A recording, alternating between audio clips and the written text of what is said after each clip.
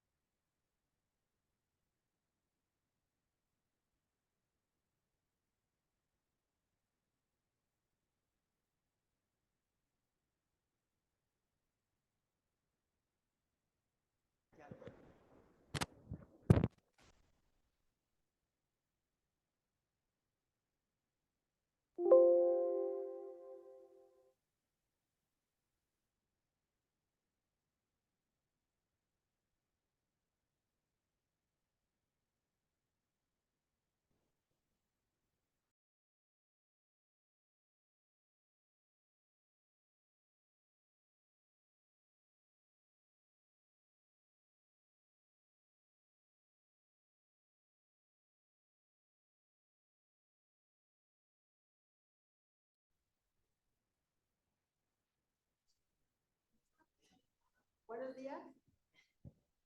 Vamos a dar inicio a nuestra sesión general del día de hoy y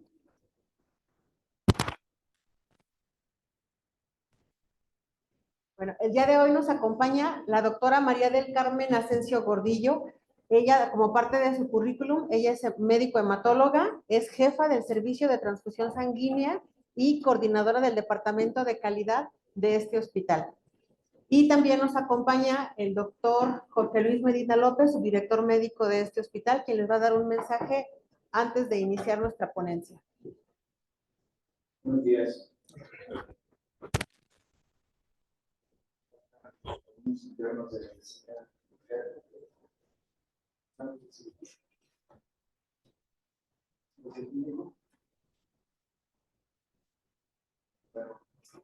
Bien, la transfusión sanguínea es más que solo pasar su vida. Yo siempre les comento que en medicina no existen procedimientos pequeños y grandes. Yo escucho que a veces dicen, es una ermita, es una colección, una vesícula. Siempre que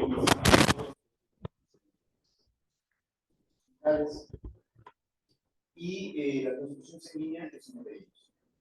Es feto por la sangre, un hígado, luego vamos a saber qué pasó, o no se pasó, o qué pasó.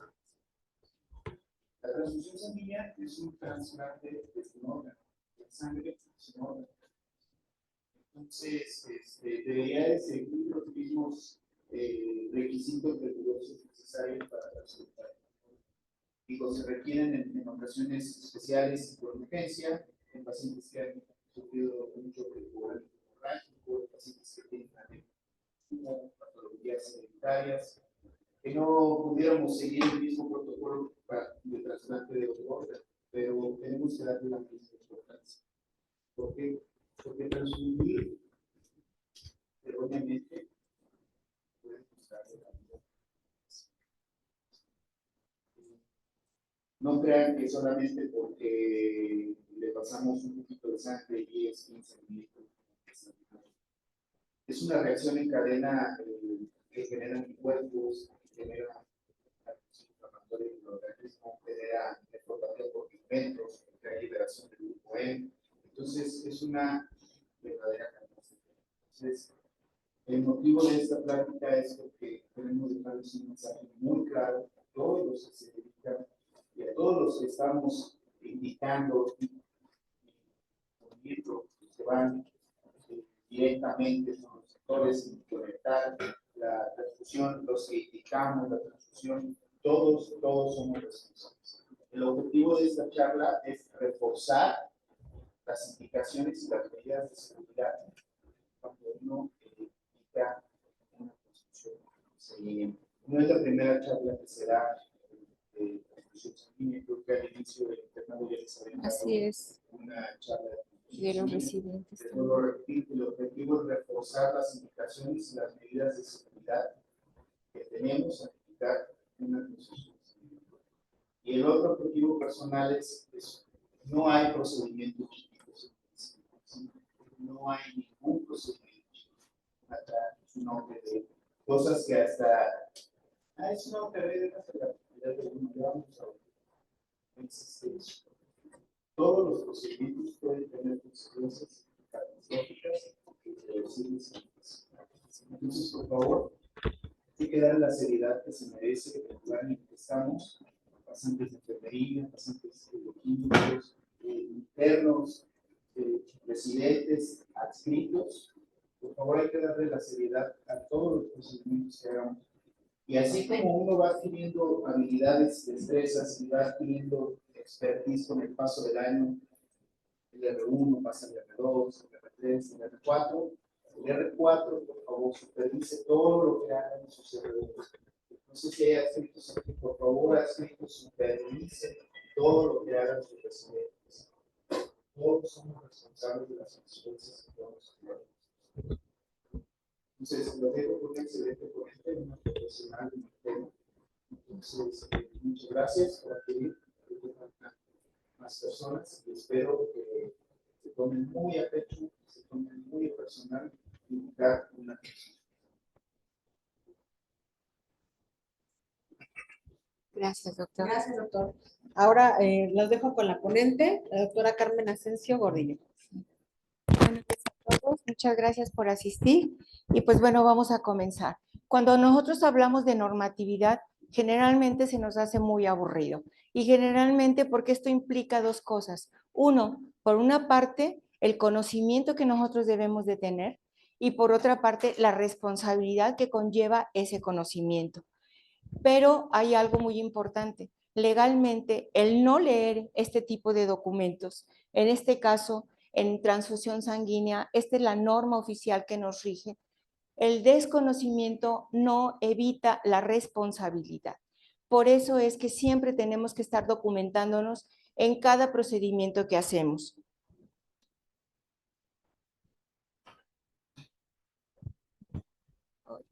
No pasa, creo. La siguiente, a ver, ¿Cuál es en cada hospital que transfunde más de 50 unidades, como es el caso de nosotros, el caso del Hospital Civil, del Hospital Infantil, que llegamos a transfundir a veces hasta 400, 450 unidades al mes? Esto es importante porque nosotros debe conformarse un comité, esto está establecido en la norma, en el que va a tener las siguientes funciones. Vamos a estar vigilando, por una parte, que toda la disposición, que todos los componentes que se están solicitando con fines terapéuticos transfusionales tengamos nosotros tanto la cantidad suficiente como que la seguridad para el paciente en el proceso de transfusión sanguínea. Esto es parte del comité. Por eso es que nosotros, si ustedes han visto a mis compañeros, que siempre van a auditar los expedientes. Es una rama de la medicina transfusional conocida como hemovigilancia. Nosotros en el servicio de transfusión que existe en el hospital no somos banco de sangre, la diferencia es que nosotros no captamos los donadores, nosotros nada más recibimos las unidades provenientes del Centro Estatal de Transfusión Sanguínea y ahorita más adelante les vamos a comentar. Entonces, tenemos, como lo tiene el civil, el infantil y nosotros, un servicio de transfusión. Esto quiere decir, les digo que recibimos ya las unidades con los estudios que marca la normatividad, pero sin las pruebas cruzadas. Entonces, nosotros todas las mañanas recibimos, vamos a los servicios para ver cuáles unidades sí se van a ocupar, cuántas no se van a ocupar, para asimismo nosotros solicitar la cantidad de unidades que se transfundirán por día en el hospital. Entonces, el personal del servicio de transfusión se apega a todos los procesos que deben estar normalizados. Tenemos un manual de procedimientos que va de la mano de la norma oficial mexicana. Tenemos la estructura organizacional del personal, es decir, tenemos una comunicación efectiva entre todos los turnos, es decir, si una paciente en la mañana nos sale incompatible, el químico de la tarde, el químico de la noche y el del turno siguiente también están enterados y dejamos bien establecido qué procedimiento o qué se llevó a cabo para ese tipo de pacientes. Tenemos todo, contamos con todos los registros que marca la norma, desde la solicitud que ustedes nos envían, todas las libretas en las que se anotan las pruebas de compatibilidad, todos los registros, el momento en que ustedes les pedimos que den el egreso, el papelito que les cuesta tanto trabajo y les molesta tanto llenar, que es para seguridad de ustedes. Y cuando les pedimos algo muy importante, verificamos que en el expediente siempre esté la carta de consentimiento informado, ya que es un tratamiento muy invasivo. Estamos transfundiendo, como dice el doctor, células vivas, es un trasplante de órgano cada vez que realizamos una transfusión. Atendemos a los probables donadores cuando les pedimos que nos manden al familiar para orientarlo acerca del proceso de donación. Tenemos convenios de intercambio que es exclusivamente con el Centro Estatal de Transfusión Sanguínea porque pertenecemos a la Secretaría de Salud. Esto es muy importante porque nosotros no podemos recibir unidades de cualquier lugar. No podemos recibir unidades de un laboratorio privado, de un banco de sangre privado. Esto es a veces me hablan en la noche que no hay el grupo sanguíneo aquí en el hospital, pero que lo localizaron en algún banco de sangre privado. Eso no se puede hacer. ¿Cuál es el mecanismo? Ustedes vienen al servicio de transfusión, indican la transfusión, nos avisan y nosotros nos encargamos de coordinar con el centro estatal y ellos, o sea, mandamos, si es por la tarde o por la noche, mandamos al familiar para que recoja las unidades, o ellos o el centro estatal se encarga de monitorear porque tiene el registro de los bancos de sangre privados, qué tipo de unidades tienen, y ellos establecerán el intercambio. Y el área de hemovigilancia, que es lo que le decía, que es lo que nos permite, desde que sale, rastrear las unidades, desde que llegan aquí, verificar su grupo sanguíneo, aunque vengan y nos digan que la unidad que me mandaron es O positivo, por norma nosotros tenemos que volver a realizar el grupo sanguíneo de esa unidad, realizar la prueba cruzada, que haya estado bien hecha, que se haya llevado los controles de calidad de los reactivos con los que se hicieron las pruebas cruzadas y finalmente cuando egresa del servicio de transfusión, dar el seguimiento a ver si sí se transfundió y en qué condiciones se transfundió cada hemocomponente. Entonces, esto es nuestra función a grandes rasgos. Y aquí es donde comienza nuestra historia.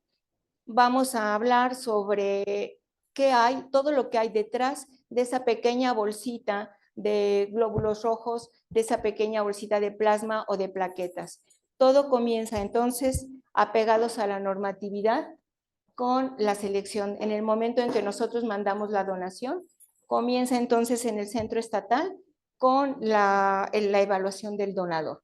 Y aquí, esto es muy importante porque desde ahí, desde que nosotros vemos al donador, comienza nuestro proceso de obtener una sangre segura. Y una sangre segura que finalmente va a terminar en uno de nuestros pacientes y no queremos nosotros que ellos corran ningún riesgo.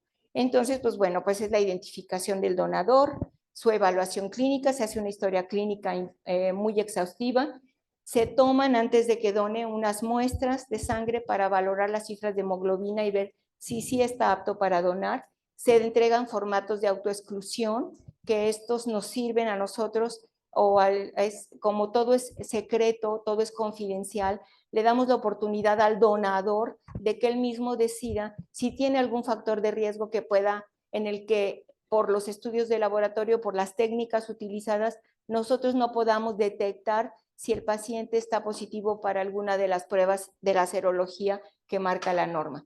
Pero también hay otra cosa, o sea, si alguien sabe que va a donar y tiene riesgos, si por ejemplo el donador que se presentó tiene riesgo, no sé, tiene varias parejas, por ejemplo, y alguien lo sabe, puede ir al centro estatal y decir que consideran que esa sangre no puede ser segura. Y en ese momento, en total confidencialidad, se procede a la baja de las unidades. Esto es muy importante. Para la extracción, continuamos con la normatividad. Les habrán dicho muchas veces que no pasaron porque tenían las venas delgadas. Ustedes saben que el calibre para la recolección es mucho más grande que una aguja normal. ¿Por qué? Porque tiene que permitir el flujo adecuado de la sangre hacia la bolsa. Si bien ustedes han visto que esto está en continua agitación para mezclar con todos los aditivos que tiene la bolsa para conservar la sangre, sí es muy importante que todos que estemos conscientes de que si alguien tiene las venas muy delgadas, pues no va a ser un buen candidato. ¿Por qué? Porque pues el flujo va a tardar demasiado o simplemente la vena no va a ser suficiente para dar. ¿Y qué es lo que sucede? Les recuerdo que también como dentro de todos los procedimientos está que si la sangría o la obtención de la sangre tarda más de 10 minutos, esa unidad ya no será apta para obtención de plaquetas. Entonces, todo eso parte se tiene pues que valorar. ¿Qué hay? Pues todos son procedimientos apegados a la norma y están en el apartado 7 de la norma que ya les mencioné. Y entonces comenzamos, pues ya se obtuvo la unidad. Ahorita todavía está en stand-by porque todavía no tenemos los resultados de la serología, pero ya se obtuvo. Entonces aquí nada más para conocimiento general, voy a ir un poquito más rápido. Bueno, aquí está. Esto es lo que nosotros obtenemos. Una vez el procedimiento no se detiene, se mete a través de centrifugación, se separa la parte líquida de la sangre y se queda en una bolsa exclusivamente los concentrados eritrocitarios. Estas son las soluciones, los conservadores, y aquí está más o menos el porcentaje o la vigencia en días dependiendo de lo que se utilizó, de la solución del anticoagulante que se utilizó. Debemos de tener en cuenta que el volumen total de la unidad puede variar 250, 280 mililitros, pero tiene casi el 75% del hematocrito de toda la unidad. Todo esto lo lleva a cabo el centro estatal y nosotros una vez al mes tenemos que, de las unidades que recibimos, tenemos que llevar a cabo un control bacteriológico para asegurar nuestros procesos de conservación. ¿Qué recomendaciones se hacen? Pues bueno, recordar que el incremento por cada unidad es del 1%, el hematocrito sube aproximadamente 3 a 4% por unidad, que para transfundirse se requiere un filtro entre 170 y 200 micras, o sea, es el equipo de transfusión con filtro, no debe calentarse. Cuando el paciente cursa con patología como la presencia de creoaglutininas o anticuerpos fríos en la sangre, se va a poner mal si ustedes le transfunden la unidad recién salida del refrigerador. Entonces, lo que se recomienda es dejarla temperar a lo más que se pueda. Si en dado momento el paciente no está apto para transfundir, el servicio de transfusión puede recibir la unidad media hora después como límite de haber egresado del servicio. Simplemente pueden ir con nosotros y decirnos que la tengamos en resguardo para que no se eche a perder. Esto es si detectaron que tiene fiebre, si detectaron que se le pasó otro medicamento, lo que sea. No se administra la sangre junto con los medicamentos ni en el mismo brazo donde están aplicadas las soluciones. Es una vía específica para la transfusión. Y aquí esta laminita va a ser muy repetitiva con cada uno de los productos. La indicación de la transfusión es por el médico tratante, el encargado de la paciente. No es por enfermería, no es por el médico interno, no es por el residente. Aunque digamos que el residente sí puede indicar una transfusión porque es médico, pero siempre les pedimos que no caigan en la responsabilidad y que avisen al médico encargado de la paciente. Cuando tenemos una unidad que sale de nuestro servicio, ¿qué es lo que vamos a verificar? ¿Qué es lo que verificamos nosotros antes de entregárselas a los médicos internos?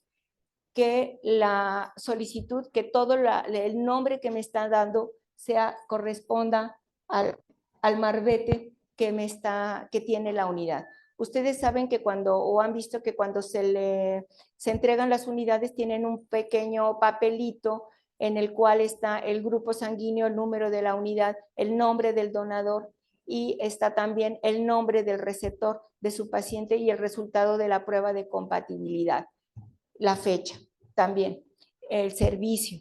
Todo eso debe estar en ese papelito.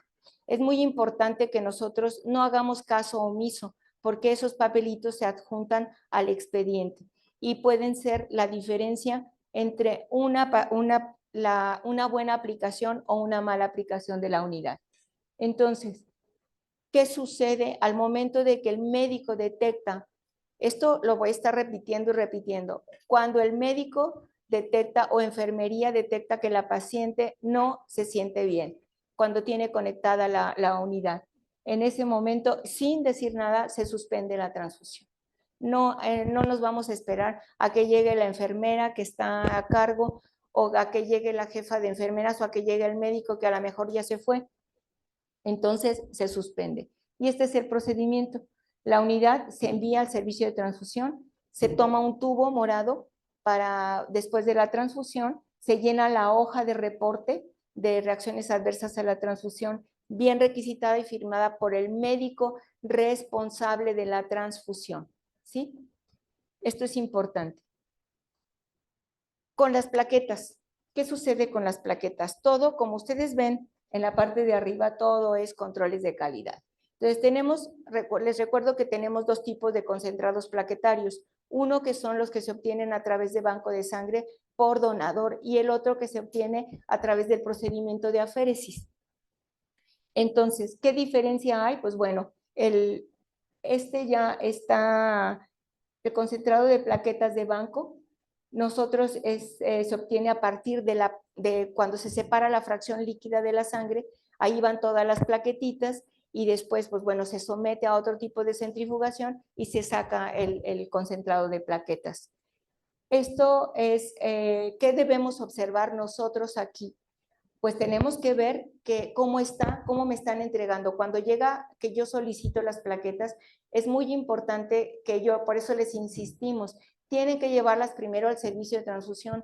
Los hemocomponentes, si vienen del CETS o lo solicitaron al CETS, no pueden ingresar directamente a los servicios, porque falta nuestro control para poderles entregar una unidad segura. ¿Por qué la coloración? Porque muchos de estos concentrados plaquetarios pueden estar contaminados con eritrocitos. Y en ese caso, este concentrado de plaquetas tendrá que hacérsele una prueba de compatibilidad, que normalmente no lo hacemos. Solamente cuando tenga una cantidad importante, que lo vean ustedes muy rojizo, ¿sí? Entonces, el volumen más o menos por concentrado varía entre 40 y 60 mililitros. Estas son las cantidades que tenemos de plaquetas al interior y más o menos decimos que entre 5,000 y 6,000 plaquetas por concentrado de eritrocito, de plaquetario de banco. Tiene, pues al ser un proceso de centrifugación, obviamente tiene una cantidad, aunque sea mínima, pero tiene leucocitos. ¿Qué puede ser esto? Pues que nos puede causar una reacción alérgica, ¿sí? Y el control bacteriológico, eso ya lo hacemos nosotros aquí. Igual el 1% de las unidades que recibimos, nosotros las dejamos para el control microbiológico. Las de aféresis, igual, más o menos tienen un volumen de 150 a 250 mililitros. El contenido de las plaquetas es mucho mayor. Esto es, el beneficio para el paciente es que es de un solo donador, los otros serán 10, más o menos si nosotros requerimos 10 concentrados de plaquetas para nuestro paciente. Esto es nada más, este es uno solo, equivale a 10. Y entonces, ¿en qué se transforma o en qué se traduce? Pues que nuestro paciente va a estar menos sensibilizado, porque no es lo mismo transfundirle 10 concentrados plaquetarios de 10 personas diferentes a un concentrado de aféresis que sea nada de un solo paciente. Entonces, eso es lo importante. Esto es más o menos para su conocimiento, las dosis, generalmente. ¿Cuáles son las contraindicaciones de la transfusión de plaquetas? todos los pacientes que no han recibido tratamiento para púrpura trombocitopénica idiopática, púrpura trombocitopénica trombótica, y todos estos son contraindicaciones para transfundir plaquetas de inicio. Se requieren tratamientos previos y después evaluar la cantidad de plaquetas a transfundir. Es muy importante que nosotros sepamos que un paciente que tiene 25,000 plaquetas, que no está sangrando, no vale la pena someterlo al riesgo de transfusión. ¿Cómo se tienen las recomendaciones? Se tienen que transfundir sin filtro. Sin filtro. Ay, aquí está. Sin filtro. ¿Por qué? Porque si ustedes ven los concentrados de plaquetas o el concentrado de aféresis, ustedes van a ver que hay unas pequeñas natitas que andan nadando por ahí entre el plasma. Esas son las plaquetas. Entonces, esas se quedarían en el filtro si nosotros ponemos, si transfundimos con filtro. Entonces, ¿qué le estamos paseando? Pues solamente el plasma, ¿verdad? Nosotros hacemos mucho hincapié en que tienen que venir con un movimiento oscilatorio.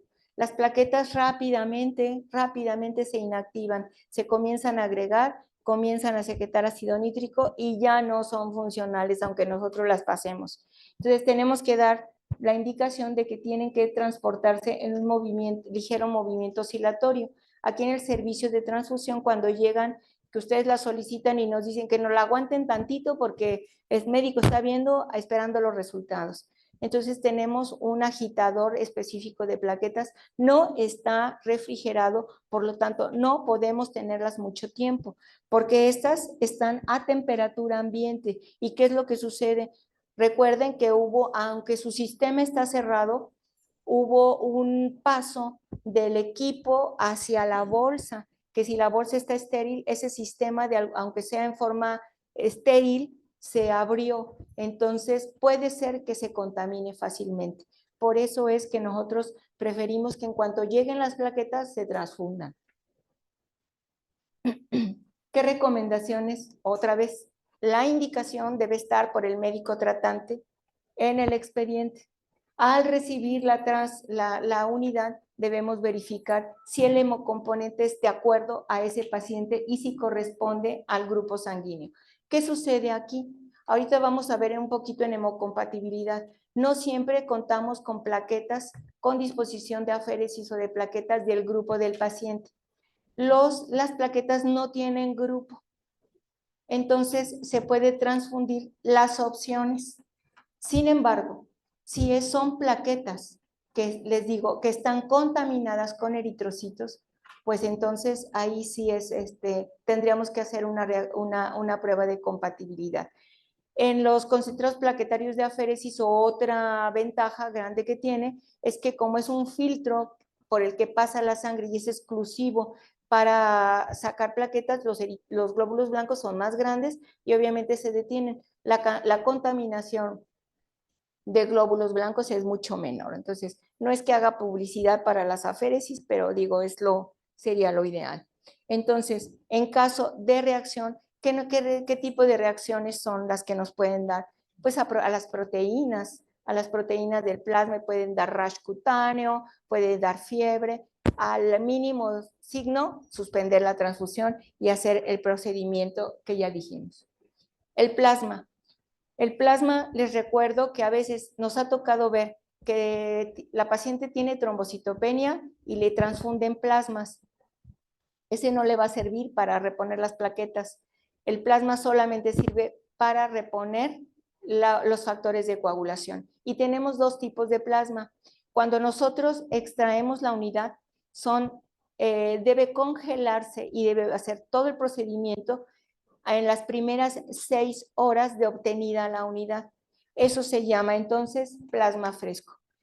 En los centros de colecta que están en el interior del estado, que ellos no son bancos de sangre, pero sí captan las unidades y entonces lo que hacen es mandarlas al CETS para que se las cambien por unidades ya estudiadas. Ese plasma tiene más de 6 horas de haberse obtenido. Ese plasma ya no sirve para reposición de factores. Ese es nada más como aporte de albúmina, ¿sí? Y se llama plasma normal envejecido. Entonces, eso es algo muy importante que debemos de saber. Aquí están nuestros controles de calidad. Aquí puse juntamente el plasma fresco y los crioprecipitados, que es el último de los hemocomponentes obtenidos de una unidad. Y esta es la temperatura de conservación, su vigencia. ¿Qué debemos de ver? También cuando nosotros, que nos llega el plasma, debemos de ver su coloración, que sea un amarillo transparente, que la bolsa no esté rota y que además, pues si tiene una coloración verde, pues nosotros ni siquiera se los vamos a dar. ¿Qué hacemos con esa unidad? La mandamos a control microbiológico. Pero bueno, es eso todas estas, cuando yo les digo que no recibo unidades de un particular o de otro lado, es porque yo me aseguro que mi paciente va a recibir la mejor calidad.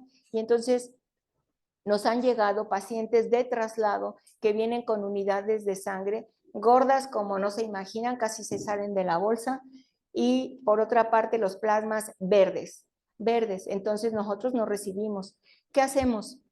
Recogemos esas unidades con las que viene la paciente, no le vamos a decir al familiar, oiga, pues no, sus unidades no sirven, lléveselas, tírelas. No, nosotros nos aseguramos de que se van a desechar adecuadamente, pero a nuestra paciente le damos unidades de aquí, ¿sí? De las que nosotros tenemos, que están bien inspeccionadas, que son seguras. Esto es muy importante porque en algunas ocasiones me decían, es que la norma dice que tienes que recibir las unidades de fuera. No, no. Yo no sé si a alguno de ustedes sea de un lugar donde hay un banco de sangre que se llama Chela, y así se llama, Banco de Sangre Chela, y me manda, cada vez de que nos mandan las unidades, son directitas a la basura. Entonces, es importante tener esto. Aún así, el centro estatal tiene que, en los plasmas y en los crioprecipitados, tiene que tener el control de la cantidad de proteínas y la cantidad de factores. Se hace la dosificación independiente de cada uno de los factores para saber que lo que estamos transfundiendo sí es lo adecuado. Y nosotros hacemos el control microbiológico del 1% de las unidades recibidas.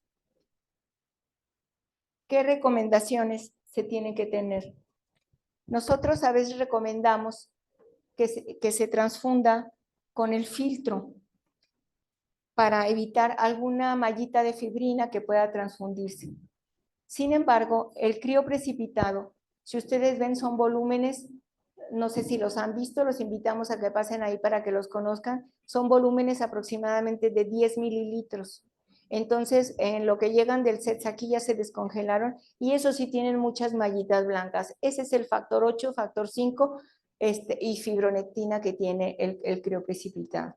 Lo mismo, no debe calentarse. Yo he visto que lo ponen en agüita tibia, en lo que está, por eso se piden con tiempo cuando se va a requerir, en una bolsita bien cerrada y aún así no garantiza que no esté contaminada. Se debe transfundir en un máximo de 1 hora y media. ¿Por qué? Porque se abrió el sistema y en segundo lugar, la vida media de los factores de coagulación se desaparece rápidamente, se inactivan con mucha rapidez. Entonces, es muy importante tener en cuenta eso. El tiempo de infusión pues deberá, dependiendo de las condiciones del paciente, eso lo indica el médico, y no se debe administrar con medicamentos. En caso de reacción adversa, fiebre, rash, dolor abdominal, dolor torácico, dolor en el brazo, se suspende la transfusión y continuamos con el procedimiento. Y ahora, bueno, ya tenemos todos los productos, los hemocomponentes que vienen del SETS, revisando todo. ¿Qué continúa ahora? Pues nosotros tenemos la obligación de realizar las pruebas de compatibilidad. Esto primero que nada, cuando nos llegan a nosotros las solicitudes, tenemos que hemoclasificar, les decía, por una parte las unidades y por otra parte al donador. Si ustedes en la solicitud me le pusieron que la paciente es O positivo, pero a mí el tubo que me trajeron me da otro grupo, inmediatamente se da de baja, se habla del servicio y se dice necesito nueva muestra para corroborar. Realizamos las pruebas de compatibilidad. No puede salir ninguna unidad sin prueba de compatibilidad. Cuando se trata de pacientes urgentes y que dicen, están ahí parados, ya dame la bolsa, dame la sangre porque se está muriendo, nosotros tenemos que tomarnos el tiempo de verificar el grupo sanguíneo de la paciente, y de cuándo menos realizarlo la primera fase, que es la fase salina de la prueba cruzada. Una prueba muy rápida, pero que nos va a dar una idea de cómo, de si vamos a tener algún problema con. Entonces, ustedes se llevan la unidad y nosotros continuamos con la prueba de compatibilidad hasta que termina. Y otra situación es cuando sale incompatible, pues nosotros realizamos, se envía las muestras al Centro Estatal de Transfusión Sanguínea para la investigación de anticuerpos irregulares. Y es el centro estatal quien determina y nos envía las unidades de acuerdo a todos los anticuerpos que hayan encontrado en esas unidades. Todo es muy importante porque nosotros siempre llegan y nos dicen, es que le tomaron una biometría que si le puedo traer el tubito, porque me da mucho trabajo tomar a la paciente. No, simplemente cuando yo estoy digo, no, por esto, porque tanto el laboratorio clínico tiene que guardar sus muestras 8 días y nosotros por normatividad tenemos que tenerlas también para hacer frente a cualquier aclaración. Simplemente si hubo una reacción a la transfusión, nosotros tenemos que repetir la prueba de compatibilidad y repetirla y hacerla después también la prueba de post-transfusional. Entonces, por eso es que nosotros necesitamos tener la muestra. En los receptores de 4 meses o menores, les recuerdo que tienen todavía un sistema inmunológico muy sensible, muy débil, y entonces esa se hace nada más por aglutinación directa, y cuando sale hay algún tipo de incompatibilidad se envía al CETS para que les hemos pedido que nos manden también la muestra de la mama cuando hay una enfermedad hemolítica del recién nacido. Estas son las opciones que tenemos para transfundir. Y aquí vemos cómo la norma sí nos marca una segunda, una tercera y una cuarta. Entonces nosotros tenemos el grupo de nuestro paciente y nos vamos a quedar siempre con la primera opción. No vamos a tener en cuenta porque la segunda, la tercera y la cuarta opciones son específicamente para lugares muy alejados que no tienen cerca un banco de sangre, donde 6, 7 horas les tocaría llegar a un lugar que les pudiera aportar a alguna unidad. Entonces, esto se los comento porque si revisan la normatividad, pues iba a aparecer y me van a decir, pues mira lo que no se puede. Sí, sí se puede. Aquí está, cuál no se puede. Pero nosotros aquí no tenemos justificación para llevar a una segunda opción. Aquí tenemos lo que nuestro paciente requiere. En plasma, esto es nuestro paciente y esto es lo que le podemos dar. Nos quedamos con la primera opción, de igual forma. Les repito, solamente en los lugares muy alejados del estado, donde no es accesible obtener algún hemocomponente, pues podremos considerarlo. Los bebés, aquí está. Nosotros tenemos el grupo sanguíneo de la mamá, el grupo sanguíneo del bebé y lo que le vamos a transfundir. Nada más. Nos costó mucho trabajo que el personal comprendiera el por qué. Si el bebé es este grupo, ¿por qué nosotros a fuerza le queremos dar así? Porque, les digo, el sistema es un sistema inmunológico que está muy inmaduro y entonces en lugar de estarle haciendo bien, le estaríamos haciendo un mal. En enfermedad hemolítica del recién nacido, la mamá, el bebé, lo que vamos a transfundir y el plasma con el que vamos a reconstituir. Estas son las opciones. Bueno, esta la vamos a pasar rápido. Entonces, dando seguimiento a todo esto, toda unidad de hemocomponente, si ustedes no están aquí en el hospital de la mujer, pero están en algún otro hospital, toda unidad, todo hemocomponente debe provenir siempre de un banco de sangre. Aquí nosotros les digo que es el CETS, pero si están por fuera, ustedes no puede ser que yo como servicio de transfusión mande una unidad a un particular. Eso está completamente fuera de norma porque ellos no lo van a poder ingresar. Yo no puedo emitir un documento que a ellos les garantice que las unidades vienen, aunque la etiqueta lo diga, con todas las especificaciones que marca la norma. Yo no se los puedo dar.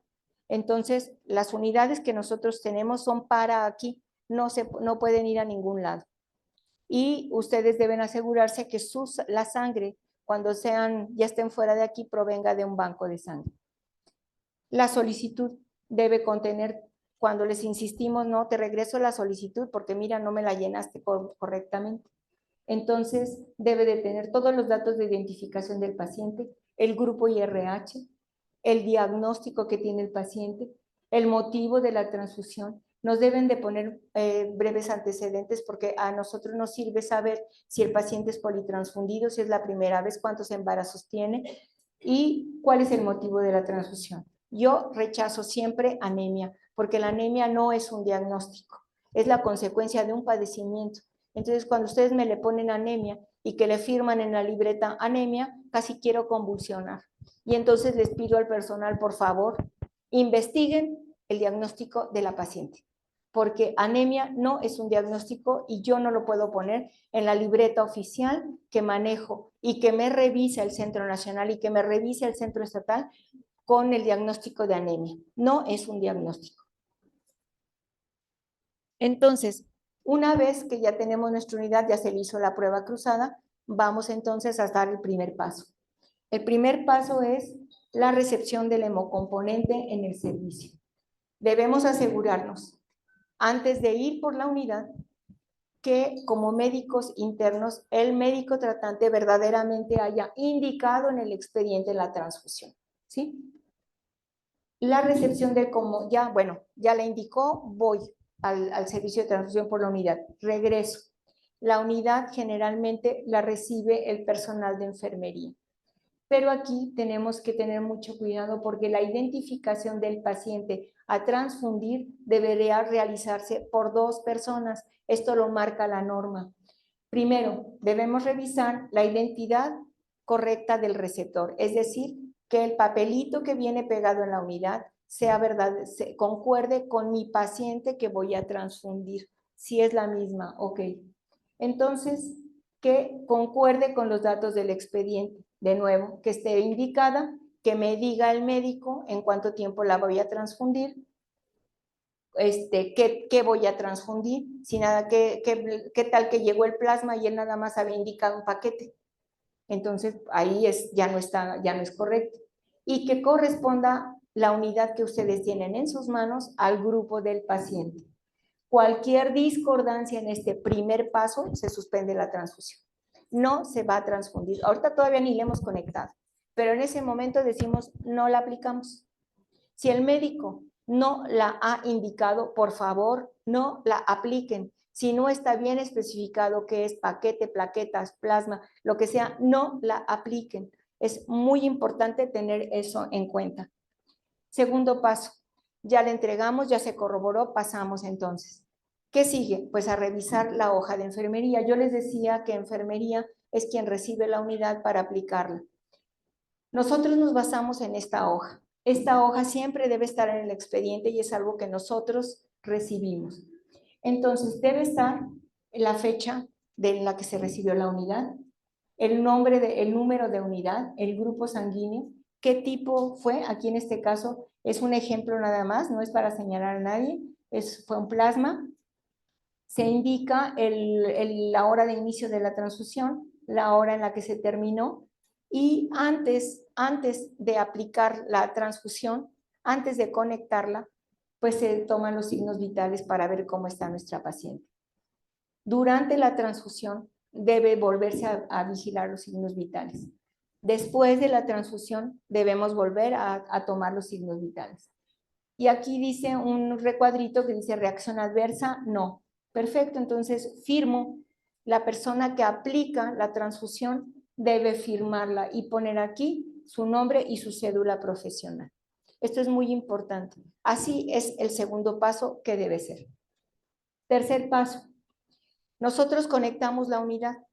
Al momento ya vimos que sus signos vitales están correctos, que no están alterados. Conectamos entonces la unidad. Y entonces le preguntamos a la paciente con los primeros mililitros. Yo sé que tienen mucho trabajo, sé que es muy complicado, pero como médicos o como personal de salud debemos A lo mejor voy y escribo o algo en una libreta y regreso y le digo, ¿cómo se siente? No siente calor, no le duele el brazo, no siente que le da comezón en la cabeza, en el cuerpo, ¿no? Bueno, continuamos con la transfusión. Entonces, es el personal médico que debe darse cuenta de los primeros signos y síntomas de una reacción adversa a la transfusión. Y es ahí donde volvemos, insistimos, hay que interrumpir en ese momento la transfusión.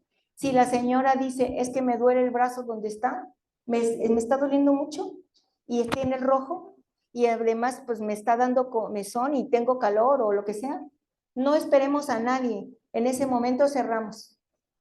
En ese momento cerramos y suspendemos la transfusión. Se toman las muestras. El médico deberá tomar las muestras que va a reenviar al servicio de transfusión. Lo que quedó de la unidad se lleva al servicio de transfusión y el médico deberá realizar el reporte por escrito de la reacción adversa. Ahorita vamos a ver los formatos. Les recuerdo, esto es una reacción inmediata, pero les recuerdo que muchas pacientes ya vienen sensibilizadas y que a lo mejor no nos van a hacer, su cantidad de anticuerpos es muy baja y entonces nos van a dar una reacción hasta 24 horas después de que se transfundió la unidad. Todo eso también tenemos que reportarlos, porque hay un antecedente, se transfundió un paquete y 24 horas después la paciente presentó rash, presentó fiebre sin ninguna explicación. Ahí sí tenemos que ver bien si la paciente no está séptica, porque muchas veces nos dicen, pues es que la paciente presentó fiebre, pues sí, pero estaba infectada. Entonces, sí es importante que tengamos esto en cuenta. Esta es la hoja en la que obviamente pues está muy chiquita, no se va a ver, pero nada más para que la ubiquen en sus servicios. Esta es la hoja que el médico va a llenar cuando hay una reacción posttransfusional. Esta se envía al Centro Estatal de Transfusión Sanguínea, pero esta se envía al Centro Nacional de Transfusión Sanguínea. Y esta hoja que nos pide el Centro Nacional sí tiene un apartado donde dice de quién fue la culpa. ¿Pudo evitarse la reacción? Aquí. ¿O fue culpa del personal médico? Y nosotros ahí tenemos que reportar qué grado de imputabilidad tuvo esa reacción. Si simplemente no se podía evitar o si simplemente nos equivocamos, que en este mes van 3 errores. Es por eso la urgencia de hablar con ustedes. 3 errores en este tipo de situación. Entonces, sí tiene una responsabilidad y de ahí en adelante nosotros cumplimos con reportarla y el Centro Nacional, COFEPRIS, COEPRIS y el Centro Estatal se encargarán de dar el seguimiento ya después. Todo esto se oye muy bonito, pero ¿qué es lo que sucede en realidad? Aquí tenemos en lo primer semestre de este año. Se tienen que auditar aproximadamente el 50% de transfusiones realizadas en el hospital. Entonces, muchas de nuestras pacientes quisiéramos que no fueran transfundidas, pero nuestro promedio es de 2 para arriba. Entonces, este es el número de expedientes que se auditaron. De esta cantidad, ustedes observen cuántos tenían indicación médica. Estamos transfundiendo sin indicación médica. ¿Cuántos tenían la hora de la recepción en el servicio? ¿A qué horas llegó la unidad al servicio? ¿Cuántos tenían los signos vitales antes, durante y después? Esta cifra no es la sumatoria de esto, porque algunos expedientes tienen este y este. Algunos expedientes tienen este y este. Algunos otros nada más este. Entonces nosotros, ¿cómo nos vamos a dar cuenta de una reacción adversa a la transfusión si ni siquiera tenemos los signos vitales de inicio? Y vean, o sea, 86 unidades, 9 expedientes solamente, 98 unidades, 11 expedientes antes de comenzar la transfusión. Y la firma del responsable, de 85-45, de 77-31, vean, estamos mal. Esto es lo que hay que corregir. Entonces se ve muy bonito cuando les platico que la bolsita es que toda felicidad cuando llegan aquí, cuando se las entregamos. Y cuando están en el expediente, esta es la realidad. Pero esto tiene una consecuencia legal, que si la paciente no pasó nada, no tuvo una reacción adversa, así nos podemos ir. Pero si la tuvo, esto es ese documento, esa hojita que les acabo de pasar de enfermería, en los registros que nosotros tenemos en el banco de sangre, en el servicio de transfusión, van a servir para deslindar responsabilidades por omisión o por cualquier otro error que hayamos cometido. Entonces, ¿qué se ha propuesto? Que los médicos internos, que ahora cada servicio va a contar con una bitácora. El interno va a tener que llevar, el interno va a tener que llevar en su libretita o sus hojitas o engargolado, como sea, va a tener que llevar este rayado en su libreta. Aquí va a poner la fecha en la que se presentó en el servicio de transfusión, la firma del químico, de la persona que entregó la unidad. O sea, obviamente pues se necesita más espacio y todo, pero este será el rayado, la propuesta del rayado. El nombre del paciente que llenará ahí delante de nosotros, el número de unidad que se lleva plasma, paquete o qué, el grupo sanguíneo que estamos entregando y quién entrega la unidad, a quién entrega la unidad, el médico que va a entregar la unidad, y ahí les pido por favor que pongan el nombre. En la libreta de egresos hay cada rayadero que no entiendo de quién es. Ni siquiera son legibles, no sé si lo hacen a propósito o porque están muy apresurados, pero la verdad es que siempre estoy preguntando, por favor, díganles que pongan el nombre, no un garabato, sea médico de base, interno, residente, lo que sea. Y quién recibió la unidad en el servicio. Esto es muy importante. Aquí, si ustedes notan, no omití la hora de llegada, porque creo que con esta libreta no van a irse a tomar un café aquí al Triunfo o a donde sea, con la bolsa y el plasma en lo que se descongela. No creo que lleguemos a tanto. Pero bueno, la enfermera que recibe, el personal que reciba, verá si pone la hora en la que recibe el hemocomponente. No sé si hasta aquí hay alguna pregunta. Y bueno, pues nada más rápido para comentarles que el día 17 es el Día Mundial de la Seguridad del Paciente. ¿Por qué lo traigo a colación esto? Porque todo lo anterior es seguridad del paciente y todos les hemos insistido mucho en que hagan el curso de seguridad del paciente, de las acciones esenciales para la seguridad del paciente. Y no tengo ninguna constancia de los residentes. Obviamente los internos acaban de llegar, pero los médicos residentes no tengo ni una sola constancia. Entonces les voy a pedir, por favor, que lo entreguen, que hagan el curso en línea y que me entreguen la constancia. Entonces, se hará aquí. Les invitamos a participar. Este es el lema este año: cuidados seguros para la madre y el recién nacido. Y pues bueno, ¿cuáles son las metas? La identificación correcta del paciente, la comunicación efectiva, la mejora en la seguridad de todo lo que se aplica, asegurar cirugías, la lista de cirugías seguras, reducir el riesgo de infecciones asociadas, reducir el riesgo de daño al paciente por caídas, el registro y análisis de eventos adversos correctamente y la cultura completa que todos como personal de salud tengamos por la seguridad del paciente.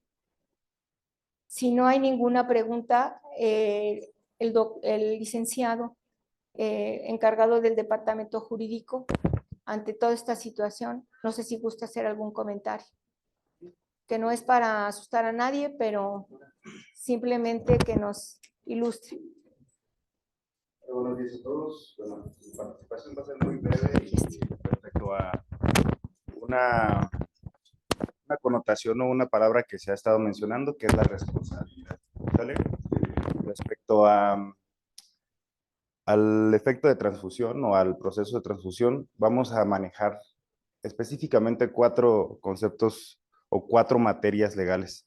La penal, donde nos dice que un delito puede ser realizado de una forma activa o omisiva. En este caso nos vamos a fijar en la omisión, ¿sale? La civil, que nos dice que la reparación del daño es a cargo de quien que cause un daño. Todo aquel que cause un daño está obligado a la reparación del mismo de acuerdo a su gravedad y su necesidad. Es decir, si nosotros transfundimos a alguien de una forma inadecuada y resuelve en la muerte o en el daño considerable de su salud, hay que realizar el pago del daño a quien se le realizó, por quien se le realizó. Asimismo, el Código Civil nos habla sobre la responsabilidad solidaria. ¿Qué es esto? Es decir, el médico tratante nos dice que el protocolo a actuar en una patología es la transfusión. El médico residente realiza la nota de esa transfusión. Quien realiza la transfusión, en este caso la licenciada en enfermería, tiene también la participación. Si cualquiera de esos procesos es inadecuado, el protocolo civil designará quién es el responsable, ¿sí?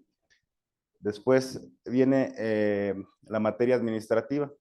Todos los aquí presentes, de alguna u otra forma, somos partícipes de una acción de un servidor público.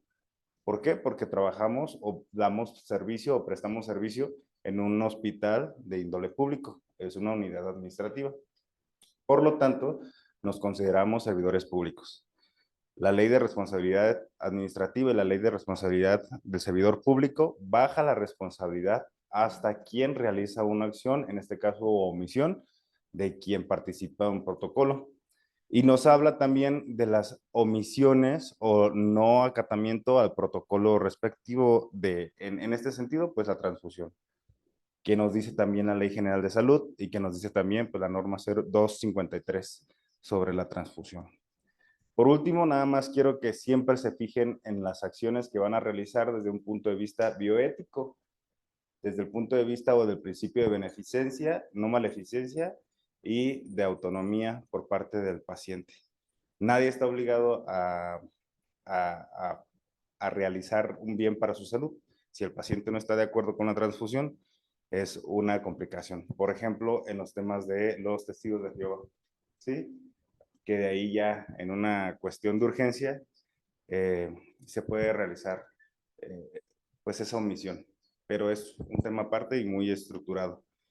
Derivado de esto, pues la responsabilidad entonces recae en quien la realiza de una forma omisiva. ¿Sale?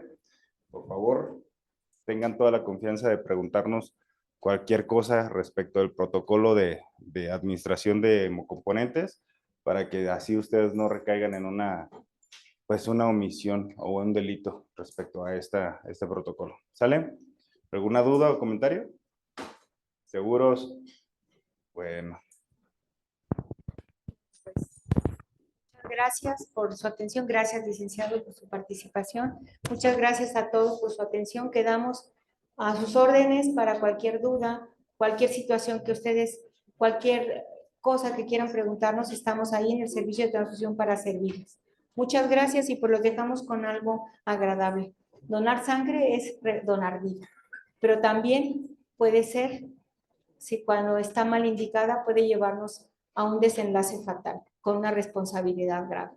Entonces, ojalá nos vayamos hoy con esta idea. Díganme a sus órdenes.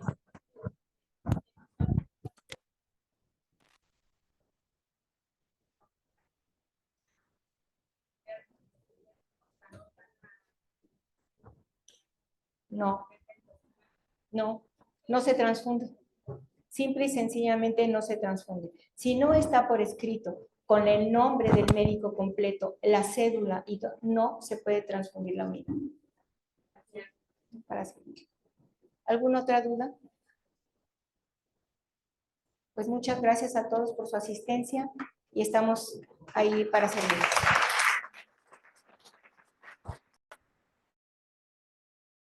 Gracias, doctora Carmen. Hago entrega de su constancia de participación en la sesión general. Sí, muchas gracias. Gracias.